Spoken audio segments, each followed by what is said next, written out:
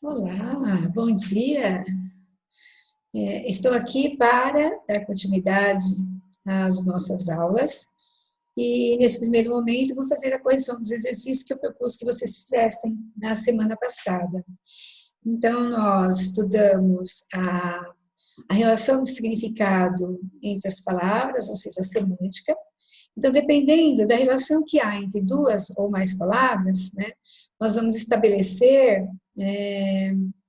que elas podem se relacionar como sinônimas, antônimas, parônimas e homônimas. Então, fizemos um estudo bem detalhado dessas quatro situações, essas quatro classificações, né, dentro da semântica. E aí eu propus a vocês que fizessem os exercícios da página 111, 112, 113. E agora eu vou fazer a correção e vou dar as devidas explicações. Espero que vocês acertem todos, né? E que tenham entendido o conteúdo. Se não entenderam e errarem alguma questão, é só vocês entrarem em contato e tirarem a dúvida comigo, né? Pelo Google Classroom. Muito bem, primeiro exercício. Secretaria da Cultura, edital, é um texto, né?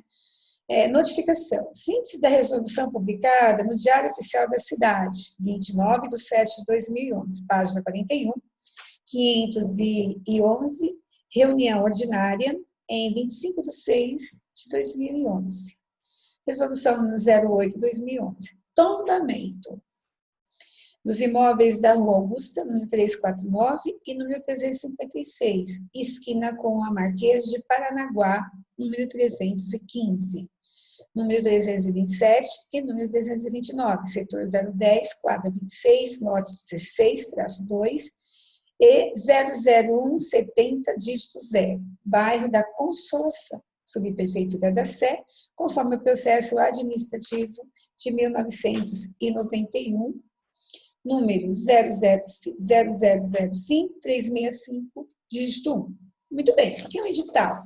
O edital é uma informação, né? E aqui a informação é sobre o tombamento, né, de algo que vai acontecer, o que aconteceu, né? E ele está pedindo para nós analisarmos a palavra tombamento, que ele vai acabar perguntando isso para nós.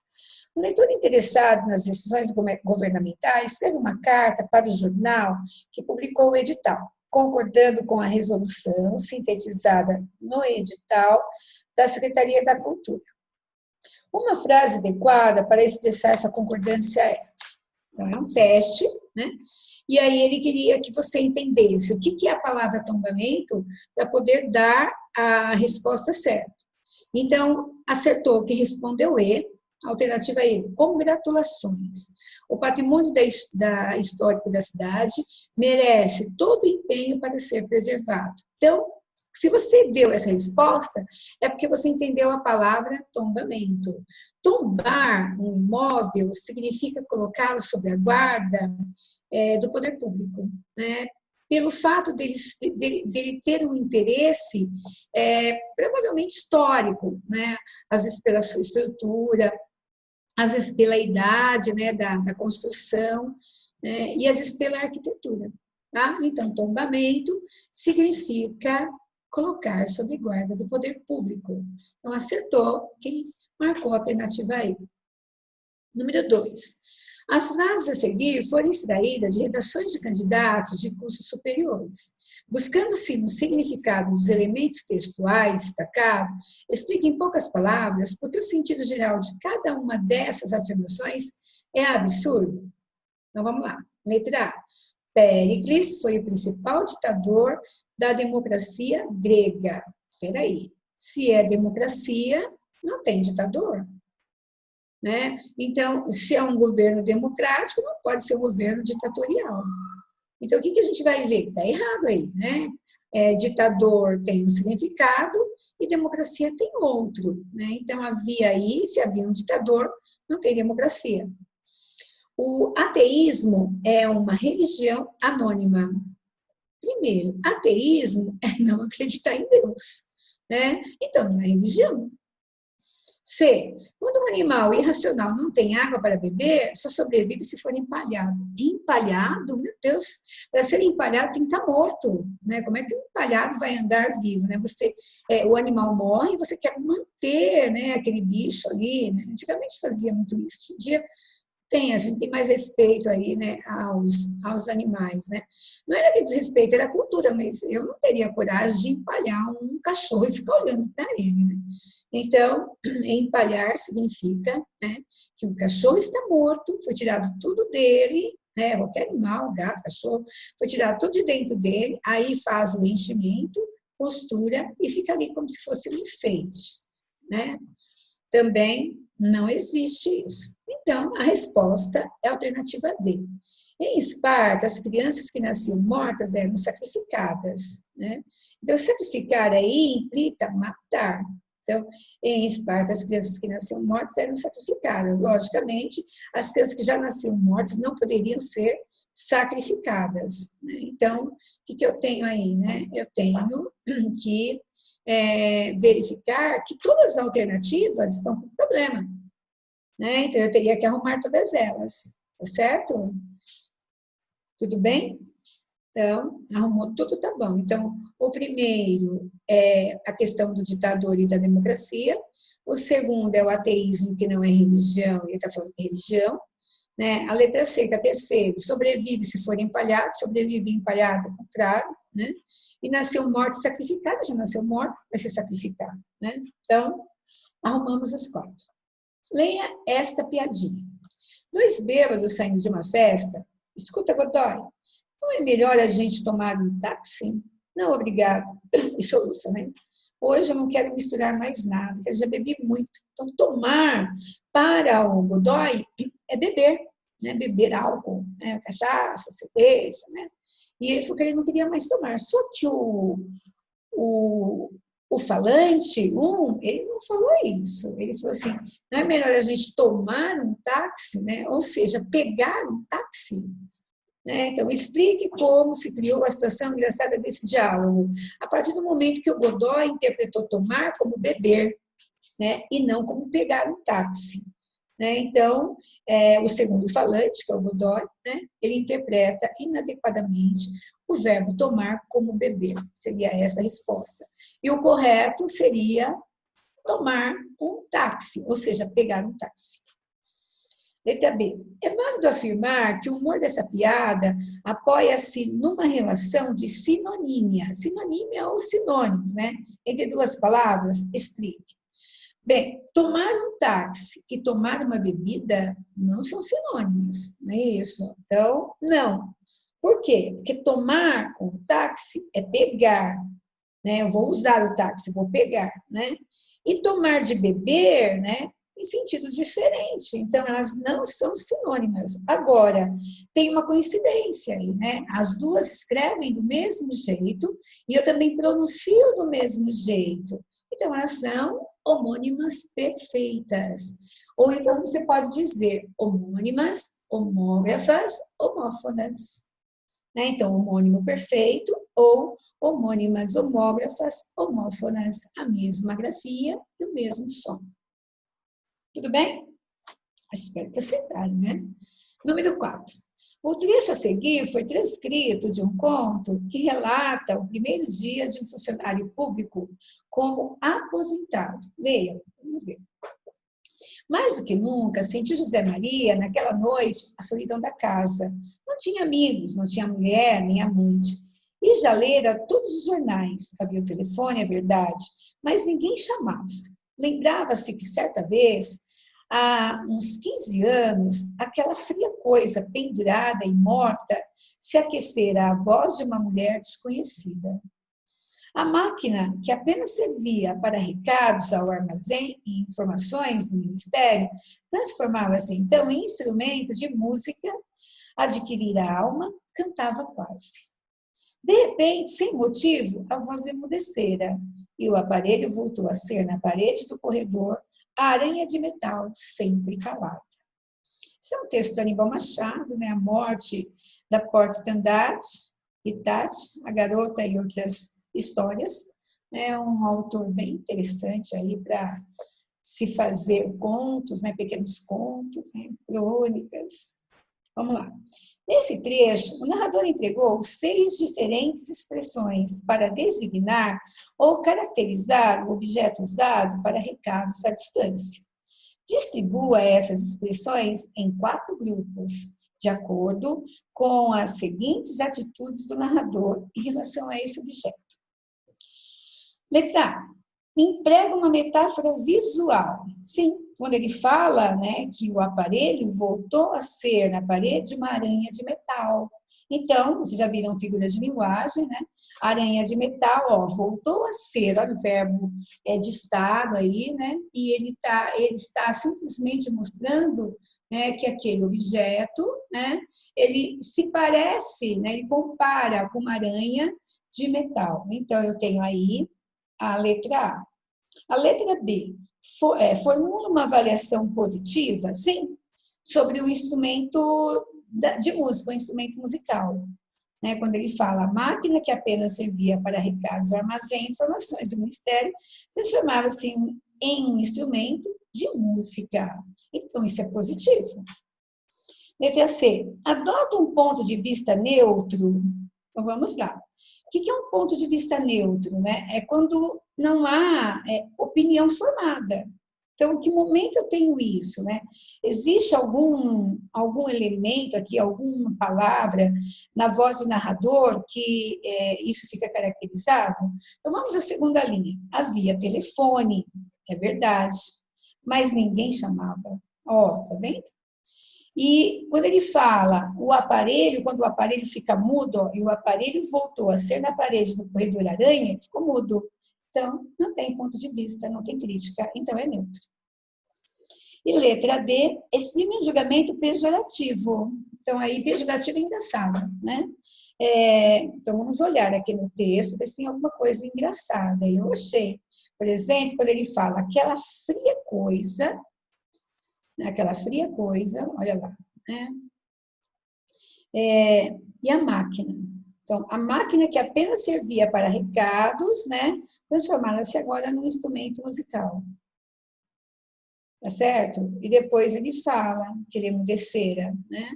E antes eu tinha lá, né, não tinha mulher, não tinha mãe, não tinha nada, havia telefone, é verdade. Mas ninguém chamava, lembrava que certa vez, há uns 15 anos, aquela fria coisa. Então, aí eu tenho o valor pejorativo, que coisa pode ser tudo, né? E fria é sem sentido. Tudo bem? É aqui? Acertaram, será? Espero que sim. Número 5. Em cada um dos itens abaixo, escolha o parônimo ou homônimo. Então, vamos lembrar. Parônimo é quando as palavras têm significados diferentes e elas são parecidas. Imigrante, emigrante, infringir, infligir. Qual que foi outro exemplo que eu dei? Né? Eu dei eminente, iminente, e falei dos significados. E a homônima é quando eu tenho palavras iguais, né, totalmente iguais, tanto na grafia quanto na pronúncia, ou então ela pode ser só igual na grafia, elas, né, que são duas, né, ou iguais somente na pronúncia. Então, aí vamos lembrar, se for tudo igual, eu tenho, tanto na grafia como no som, eu tenho homônimas perfeitas. Vamos repetir, então, ó, mesma grafia, mesmo som. Homônimas, homógrafas, homófonas ou perfeitas. Ok? Então, aí ele vai dar os exemplos para nós acharmos. E depois, se eu tiver a mesma grafia, mas o som diferente, elas são homônimas. Aí eu tenho homônimas, homógrafas, heterófonas. Aí eu vou ter agora o mesmo som e grafia diferente. Então, elas são homônimas, heterógrafas, homófonas. Então, vamos achar? Na letra A. Um deputado oposicionista declarou que o governo está mais interessado em caçar, entendeu? Caçar com 2 S, caçar com cedilha. Votos para os projetos presidenciais do que em caçar, de novo, né? O mandato ou mandado de parlamentares acusados de irregularidades. Muito bem. Então, ó, o governo está mais interessado em caçar votos. É de caça mesmo, de sair à caça. Então, é com cedilha, é o segundo. para os projetos presidenciais do que cassar o mandato. Né? Então, ele vai cassar, ele vai retirar o mandato. O que é um mandato? É um período, né, que você recebe um cargo político. Então, um deputado, um senador, um ministro, né? Então, é mandato. Mandado é mandado de segurança, então é a polícia, né? Ou juiz, ou delegado, tá certo? Então, aí é diferente. Então, ficou caçar com cedilha, caçar com 2 S's e mandato. Alternativa A. Vamos para B. Da falta de políticas sociais adequadas e da discriminação ou discriminação contra a parcela mais pobre da população que emergem ou emergem muitos dos problemas que afligem as grandes cidades. Então, se ele está falando da falta de políticas sociais, é discriminação. Discriminar é diferenciar. Discriminar é relatar. Então, vou discriminar quantas canetas eu tenho. Vou fazer isso, vou enumerá-las, certo? Vou relatar quantas eu tenho. Agora, se eu vou discriminar, eu vou diferenciar. Ó, discriminação racial, discriminação ética. Muito bem. Aí ele fala, conta a parcela mais pobre da população que emergem, emergir e imergir. Emergir é vir à tona, emergir é afundar. Então, emergem. Então, primeiro, muitos dos problemas que afligem as grandes cidades. Tudo bem até aqui? C. Será necessário receber o contrato e ratificar ou retificar vários dos seus itens, pois são flagrantes ou fragrantes as falhas que ele apresenta, principalmente na cessão, ele dá 3 tipos de cessão, relativas às obrigações do vendedor do imóvel. Vamos ver, ó, se ele está falando que são alterações, então é retificar. Ratificar, confirmar. Retificar, arrumar. Então, vai ficar receber o contrato e retificar vários dos seus itens, pois são flagrantes. Flagrantes é pego de surpresa. E fragrante, vem de fragrância, perfume, né? Ai, que rosa fragrante, né? Rosa perfumada, tá? E aí, depois ele coloca que as falhas que ele apresenta, principalmente na cessão. Então, aí eu tenho cessão com 2 S's, cessão com C, 2 S's, e cessão com S e C cedilha. Então, a primeira cessão é reunião, a segunda cessão é o ato de ceder, e a terceira cessão é a divisão. Então, como ele vai falar de falhas que ele apresenta, específica numa parte, então é a última, é cessão com cedilha. Letra D. Os fiscais do Ministério do Trabalho infringiram ou infligiram na semana passada vultuosas ou vultosas multas a 3 grandes empresas que infringiam, né, de novo, ou infligiam as leis trabalhistas. Então, infringir é desrespeitar, infligir é aplicar uma multa, aplicar uma surra, né? E vultuosas, né? Vultuosas é cheia de curva, e vultosas é grande quantidade. E aí depois é igual mesmo. Então vai ficar assim, ó, vou ler de novo. Os fiscais do Ministério do Trabalho infligiram, quer dizer, aplicaram na semana passada vultosas multas. Então, uma grande quantidade de multas, né? Há 3 grandes empresas que desrespeitaram as leis trabalhistas, então infringiam. Então, primeiro é infligiram, depois é vultosas e depois é infringiram. Perdoe-me, infringiam. Letra E. Os bancos cobram taxas abusivas pela emissão de extrato com X ou extrato com S e pelo fornecimento de talões de cheques. Né? Escreveu com X, escreveu com CH. Isso daí é fácil, né? Os bancos cobram taxas com X, né? Taxa com CH é de taxar, né? Abusivas. Extrato é com X também, porque extrato com S é extrato social, extrato com X é o resumo, né, pelo fornecimento de talões de cheques com CH, né, porque cheque com X é checkmate, né, lá do tabuleiro aí do xadrez. Muito bem, espero que vocês tenham acertado, né, todas elas, e agora aproveitem para usá-las, né, em textos que vocês vão produzir, porque é um vocabulário novo, né, para isso que nós estamos estudando, para vocês melhorarem, né, e aprimorarem aí a língua, né, ou seja, o vocabulário. Muito bem, aí eu tenho, né, corpos petrificados pelo Vesúvio, vocês já devem ter ouvido falar, né, na cidade de Pompeia, em 79 depois de Cristo, o poderoso vulcão mudou a história de tudo lá, né? Ele simplesmente acabou com a cidade de Pompeia. É uma curiosidade, já estive lá, já vi essas pessoas petrificadas, né? A gente fica meio chocado e admirado, né, de ver tanta miséria, tanta desgraça só. Mas, ao mesmo tempo, é muito curioso ver o que aconteceu ali. Eu tenho uma lembrança que quando eu cheguei, assim, eu fiquei com uma sensação triste, assim, por dentro, né? Mas hoje, quando eu lembro, eu falo, ainda bem que eu fui lá. Eu estava sem coragem de ir, né? Mas eu me lembro, assim, eu falo, poxa, ainda bem que eu estive lá, né? Eu vi o vulcão, eu vi a cidade toda destruída, né? O que restou dela, né? De muitos anos. E essas pessoas, né? Petrificadas. Nossa, é chocante isso. Bem, então vamos ver. Em 79 depois de Cristo, um poderoso vulcão mudou a história de um pequeno balneário romano. Durante um dia inteiro, o Vesúvio lançou ao céu uma chuva de cinzas e rochas que destruiu Pompeia, matando 16 mil pessoas. A erupção soterrou toda a cidade, possibilitando que as construções e as vítimas da tragédia fossem mantidas intactas por mais de 1.600 anos.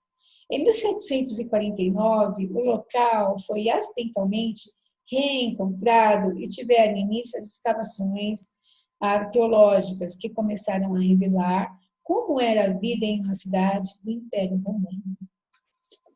Muito bem. Nesse texto, vários conjuntos de palavras e expressões estabelecem entre si relações de equivalência quanto ao sentido, constituindo um dos tipos de sinonímia, ou de sinônimo de novo, tá? Que contribui para a coesão textual e possibilita a progressão de continuidade no relato dos acontecimentos.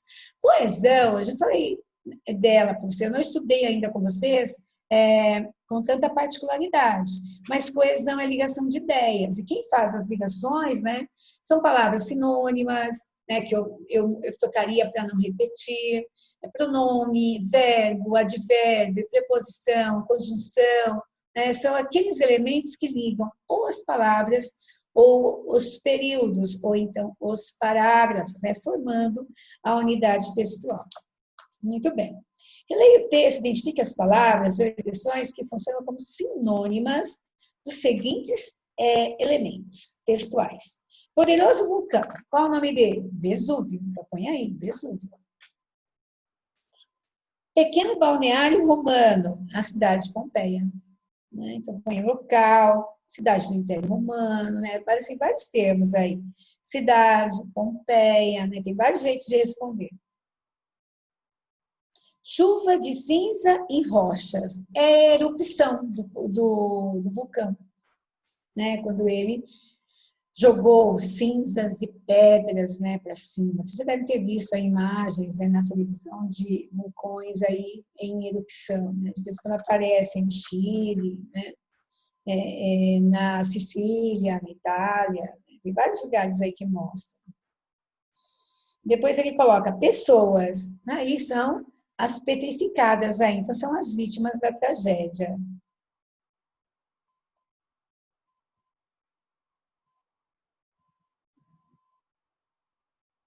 E a última tragédia. Aí coloca chuva de cinza e rochas que destruiu Pompeia.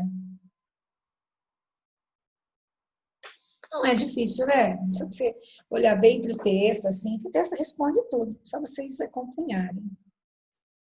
Aí tem a B agora.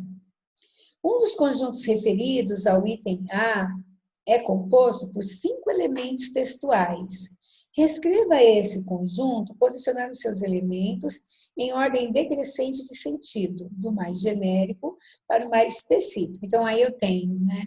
Lembra que eu ensinei hipônimo e hiperônimo, né? Então, o geral, país, e depois Brasil, né? Aí depois eu também poderia colocar brasileiro, né? Então, para eu não repetir palavras. Então, ó, eu coloquei lá no item A, poderoso vulcão, né? Que ele pede. Depois, pequeno balneário, Pompeia, pessoas, vítimas, tragédia, chuva de cinzas e rochas, né? Coloquei isso. Aí ele quer que eu organize isso. Então, vamos organizar? Onde aconteceu? Local. Então, põe lá, local.